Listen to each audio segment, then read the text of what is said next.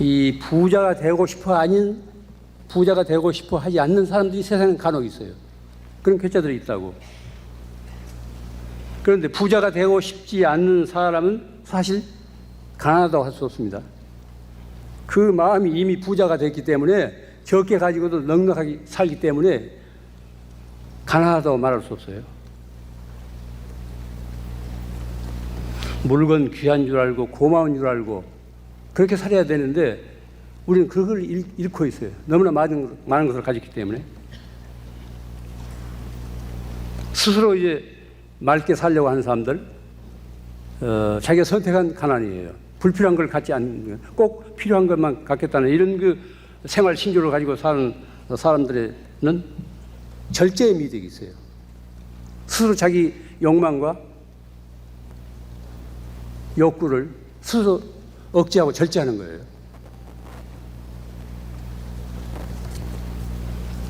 그들은 밖으로 드러내어 과시하기보다는 안으로 맑고 소중하게 간직하면서 누릴 줄 압니다.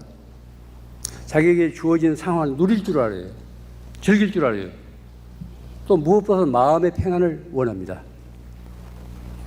마음의 평안, 이게 제일입니다. 뭘 잔뜩 쌓아놓다 하더라도 모든 것이 다 갖춰져 있다 하더라도 마음이 불안해 보세요. 그 가시방석이라니까.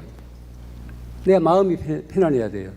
마음이 편안하면 설사 뭐 갖출 걸 갖추지 못했다 하더라도 누구 원망할 것도 없고 자기 분수를 자기가 스스로 알게 됩니다. 이와 같은 절제의 미덕을 배우려면 우선 적은 것으로서 만족할 줄 알아야 됩니다.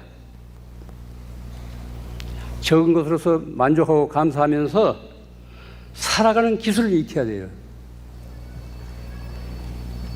이 살아가는 것도 하나의 기술입니다.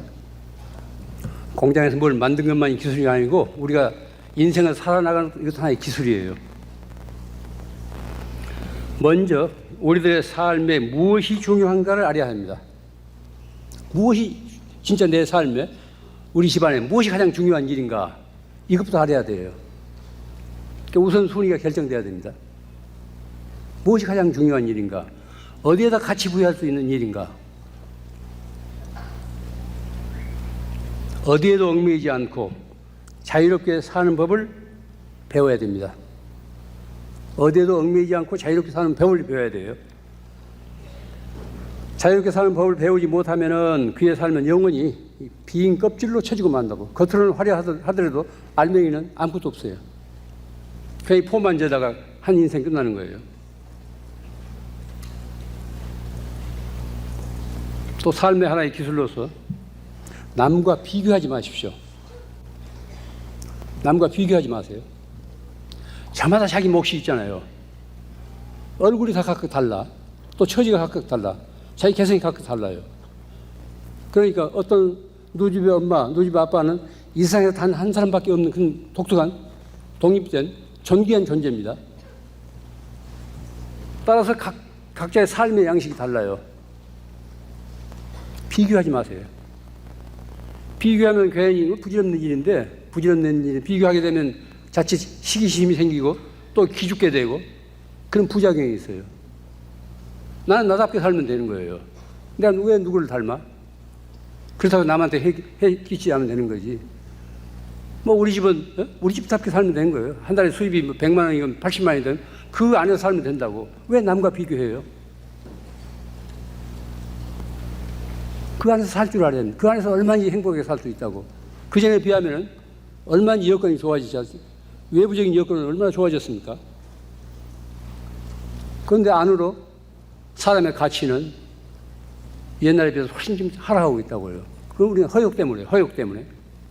남과 자꾸 비교해서 넘어다 보고, 누집 아버지는 한 달에 얼마 버는데 우리 아빠는 뭐 얼마밖에 못 버는다고 이래가지고 자기에게 주어진 복까지도 감당을 못하고 그냥 흩어버리잖아요. 그건 어리석은 짓이에요. 남과 비교해서는 안 됩니다. 저마다 자기 인생을 자기가 살 줄 알아야 돼요. 둘째로, 무엇이든지 마음에 든다고 해서 그 자리에서 성급하게 움켜쥐지 마세요. 그 자리에 성급하게 움켜잡게 되면 곧 후회가 따릅니다. 움켜쥐기보다는 쓰다듬어요. 내가 꼭 사드리지 않는다 하더라도 보고 즐길 수 있으면 된다니까. 좋은 그림이라든가 조각이라든가 뭐 글씨라든가 내 집에 우리 집에 들여놓지 않는다 하더라도 박물관이나 어디 미술관이나 보면 되잖아요. 꼭 내 것만 만들어야 직성이 풀린다는 그건 욕심이에요. 그 간수하기 귀찮아하잖아요. 도둑말이 귀찮아가지고 또 없는 돌이 왜 그걸 사? 보고 즐기면 돼요. 눈만 있으면 된다고. 어디든지 가서 뭐 보관할 수고도 없이 도둑말이 뭐 그 걱정도 없이 그렇게 살아야 돼요. 없는 사람들은 뭐 많은 사람들은 이제 사야 되겠지만은 남과 비교하지 말라니까 눈만 갖추세요.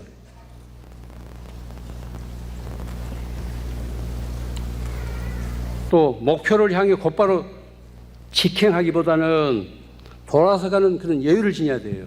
그런 풍류를 지녀야 돼요. 옛 우리 모두 그 조상들이 지녔던 풍류가 지금 사라져 갑니다. 그 멋이 삶의 운치가 사라져 가요. 뭐 잔뜩 눈에다 쌍심지를 켜고 뭘 뭉켜쥐려고만 하지 쓰다듬을 줄을 모른다니까. 내 집안에 이미 갖추고 있는 것도 즐길 줄을 몰라요. 또 헌눈 판다고. 남이 가진 것을 헌눈 팔아요. 최근에 영국에서 내있던 들은 이 얘기인데, 런던에 있는 잘 아는 집 아이인데, 거기서는 무슨 조기교육을 시킨다고 이제 깐지 한 7, 8개월밖에 안 됐는데 무슨 학교를 보낸다네? 그 이제 아이들한테 뭐 이게 나는 그 소리를 듣고 여러 가지로 생각했는데, 아이들한테 이렇게 이제 뭘 장난감을 하나 준대요. 너 대신 있는 아이들한테. 그게 학교인데. 그런데 이 아이들이 지금 가지고도 또 남의 것을 그 있는 아이들이 모두 남의 것을 가지려고 하더라네. 그 7, 8개월밖에 안 된 아이들이 본능적으로 어떻게 남의 것, 지금 놔두고도 남의 걸 갖느냐 이거예요. 다 아이들이 그러더라네요. 뭐 그 예외자도 있겠지만은 그런 지금 우리가 살고 있는 이 시대는 그런 인종들이 지금 살고 있는 시대라니까. 지금만 가지고 만족하지 이제 나와서 뭐 마르기도 하고 축축한 아이들이 예? 벌써 그런 남의 것에 대해서 이제 눈을 파는 거예요. 왜냐하면 그런 부모, 그런 사회에서 자라는 인자들이기 때문에, 그런 사회에서 씨 뿌려져서 태어난 그런 싹들이기 때문에 그런 거예요.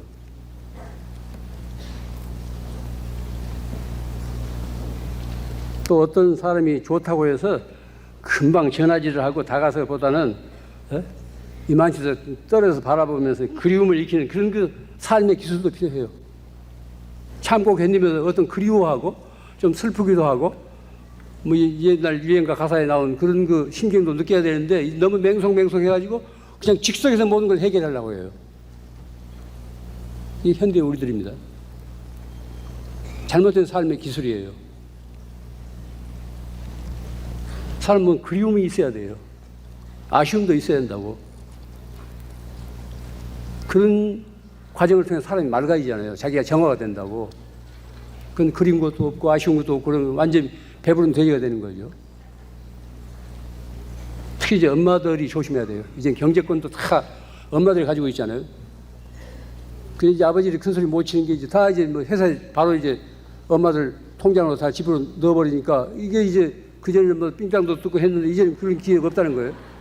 그 경제권이 주부들한테 이양되니까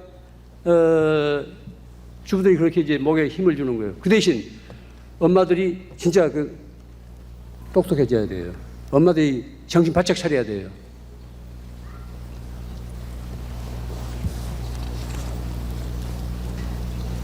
또 삶의 기술로서 오래된 것을 아름답게 여기고 세월의 무게를 지닌 낡은 것에 대한 가치를 되살려야 됩니다. 우리 집안에 한번 돌아보세요. 할머니 때부터 할아버지 때부터 내려오던 그런 가구가 몇 개나 있는지,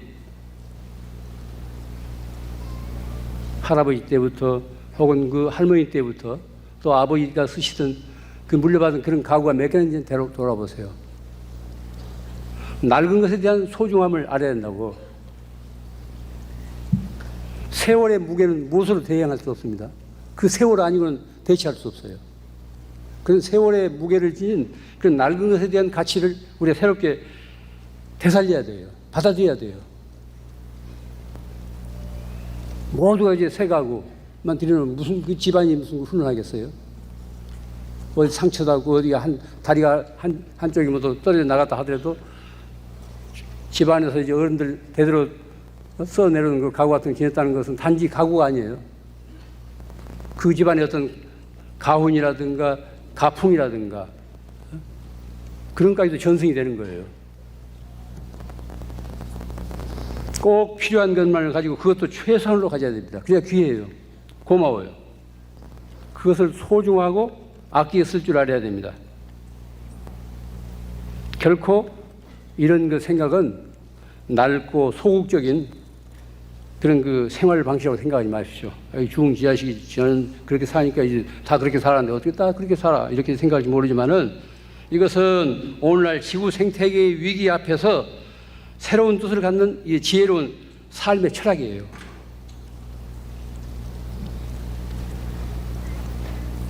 엄마들이, 아버지들이 이런 생각을 가지고 산다면은 이 지구가 덜 오염돼요. 자연 재난이 덜해진다고.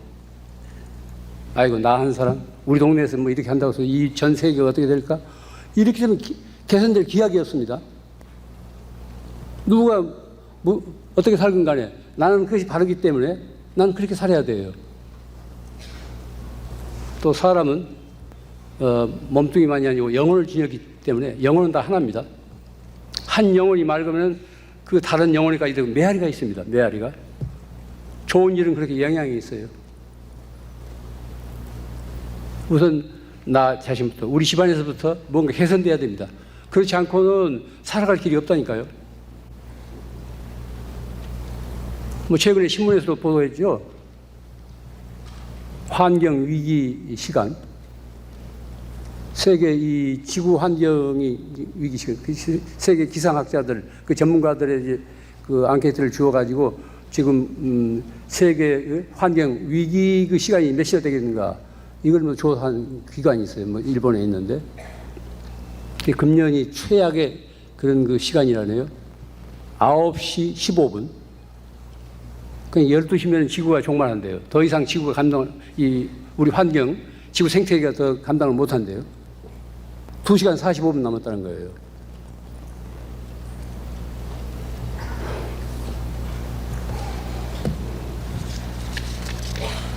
과거, 현재, 미래를 통해서 이 세상의 모든 현자들은 부처나 보살들은 간절한 원을 세우고 살았습니다. 저마다 간절한 원을 세우고 살았다고요. 뭐 불교에도 뭐 사홍서원이 있고 열의 10대 바라보면 뭐 이런 게 있지 않습니까? 신앙생활을 하건 안 하건 저마다 자기 원이 있어야 돼요. 간절한 소망이 있어야 됩니다. 어떤 성인이 되고 나서 원을 세우는 게 아닙니다.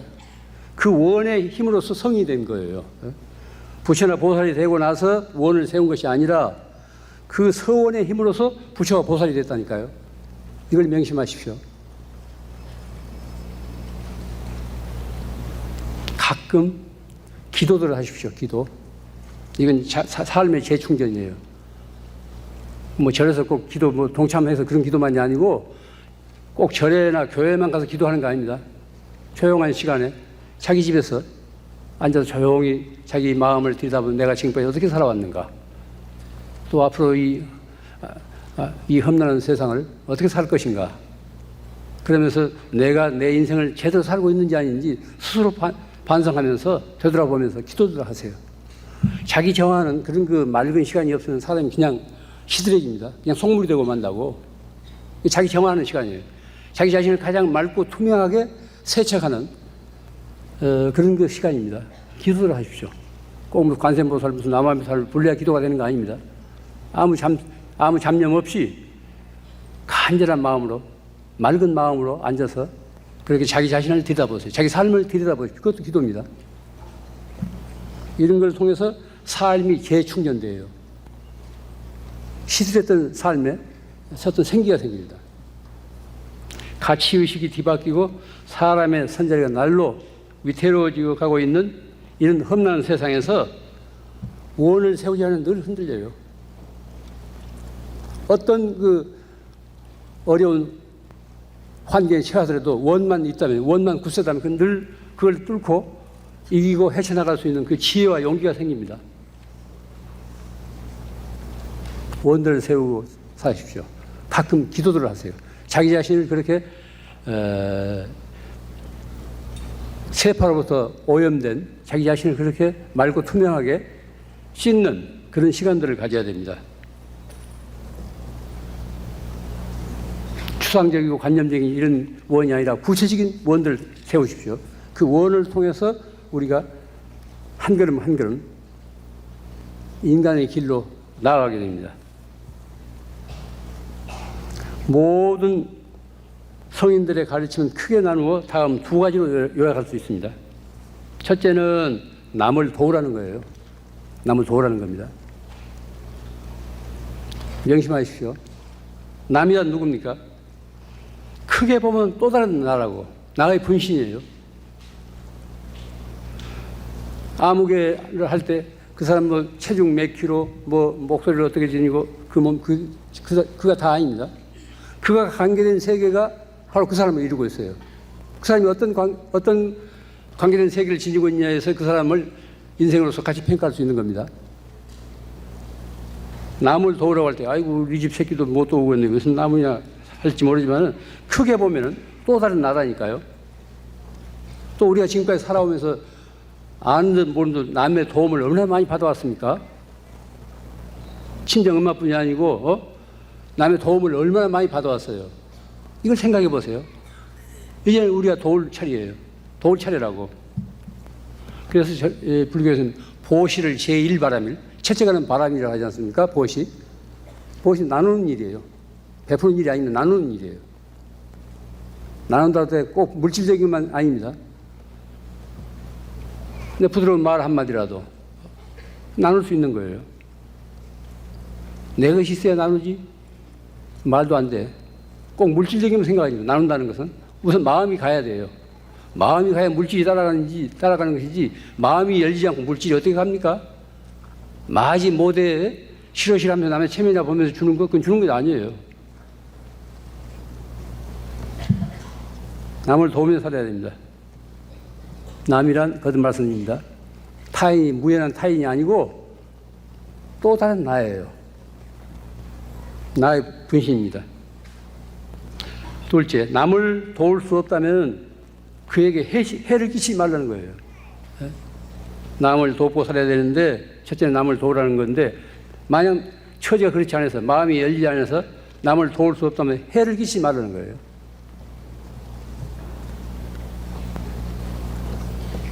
남을 도우면 도움을 주는 쪽이나 받는 쪽이 다 같이 충만해집니다.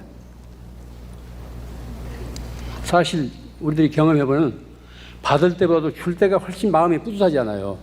누가 보건 안 보건. 나눔이란 그런 거예요. 나눔이란 그런 거라고. 받을 때 받는 것은 어떤 의미에서 부담스러워요. 그런데 나누는 것은 그렇게 뿌듯하다고. 좋은 일이기 때문에 그래요.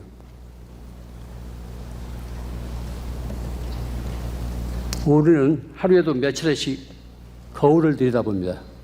여기 오실 때도 이제 저 시험품 대조한다고 뭐 거울들 몇 번 들여다보고 찍고 바르고 이제 뭐 찍고 바르고 그랬겠죠? 뭐 좋은 일이에요. 그러나 정작 그 얼굴의 실체인 자기의 내면의 얼굴, 속 얼굴도 들여다보세요. 예? 겉으로 이제 이 거울에 나타나는 그 얼굴, 그건 가짜예요. 그건 진짜 내 얼굴이 아니라니까요. 거울에 나타나지 않는 속 얼굴도 들여다볼 수 있어야 된다니까요. 요즘 그런 거울이 많이 나와 있잖아요, 시중에. 에? 그러니까 이제부터는 거울을 들여다볼 때 거죽의 얼굴만 보지 말고 자기 속 얼굴도 볼 수 있어야 됩니다. 문단속은 잘 하면서도 마음 단속은 까맣게 잊어버려서는 안 됩니다. 내가 내 인생을 순간순간 어떻게 맞이하고 있는가 늘 그걸 반성해야 돼요. 인생은 행운이라고 그랬습니다. 그 사람에게 주어진 행운이에요. 우리가 지금 살아있다는 것 자체가. 내게 주어진 한정된 시간과 기운을 어떻게 내가 지금 소모하고 있는가? 어떻게 쓰고 있는가? 밝은 쪽으로 쓰고 있는가? 어두운 쪽으로 쓰고 있는가? 화내는 쪽으로 쓰고 있는가? 웃는 쪽으로 쓰고 있는가? 이건 늘 살펴야 됩니다. 내게 주어진 한정된 시간이에요. 무한한 시간이 아닙니다. 또 에너지를, 체력을 어떻게 내가 지금 소모하고 있는가? 또 오늘 만난 이웃을 내가 어떻게 대했는가? 오늘 내가 만난 이웃을 내가 어떻게 대했는가? 이것을 살펴야 됩니다. 거듭 말씀드립니다. 우리에게 주어진 시간은 한정되어 있습니다. 시간의 잔고에는 노소가 따로 없어요. 남은 시간은 아무도 모릅니다. 한 번 지나간 시간은 다시 되돌릴 수 없습니다. 그러므로 순간순간을 헛되이 보내서는 안 됩니다. 자기 인생의 마지막 날처럼 그렇게 살 수 있어야 돼요. 내 인생이 오늘로서 끝난다고 한번 상상해 보세요. 한순간인들 헛되이 보내겠어요? 내 인생이 아무개나 엄마가, 아무개나 아버지가 내일로서 이 지구에서 하차하게 된다고 생각해 보세요. 순간순간이 정말 간절하죠. 그렇게 살 수 있어야 돼요. 그런데 내일이 될지 모레가 될지 아무도 예측할 수 없습니다. 주어진 행운을 헛되게 소모해서는 안 됩니다. 정신 바짝 차리고 감사한 마음으로서 우리가 사람답게 살 수 있어야 돼요. 나 혼자만이 아니라 많은 생명들 같이 어울려서 커다란 어떤 생명의 흐름을 이루고 있습니다. 나무가 됐건 돌이 됐건 흙이 됐건 물이 됐건 없어서 못 살아요. 다 우리에게 필요한 존재라고. 서로가 주고받으며 살아요. 그래서 생태계라고 그렇습니다.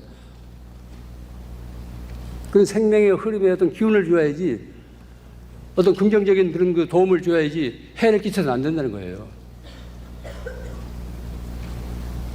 지금 현재 이 지구는 우리 조상들이 그렇게 갖고 와서 우리에게 물려준 생태계예요. 그렇다면 우리 때 잘 갖고 와서 이 다음 우리 후손에게도 물려줘야 돼요. 그런데 우리 때 너무 함부로 허물고 탕진하고 오염시킨다면 우리가 뭘 물려주겠어요? 우리 후손이란 딴 게 아닙니다. 우리 내생이에요. 우리 후손이란 추상적인 우리 후손들이 아니라니까. 이 다음 우리 생이에요. 이 다음 우리를 위해서도 지금 우리가 그렇게 살아서는 안 됩니다. 순간순간을 헛되이 보내서는 안 됩니다. 하루하루 충만된 삶을 살도록 늘 깨어 있어야 돼요. 무엇이든지 무슨 일이든지 내일로 미루지 마세요. 내일은 없어요. 게으른 사람들이 자꾸 이 다음으로 미룬다고. 내일은 없다니까. 늘 오늘이에요. 늘 지금이에요.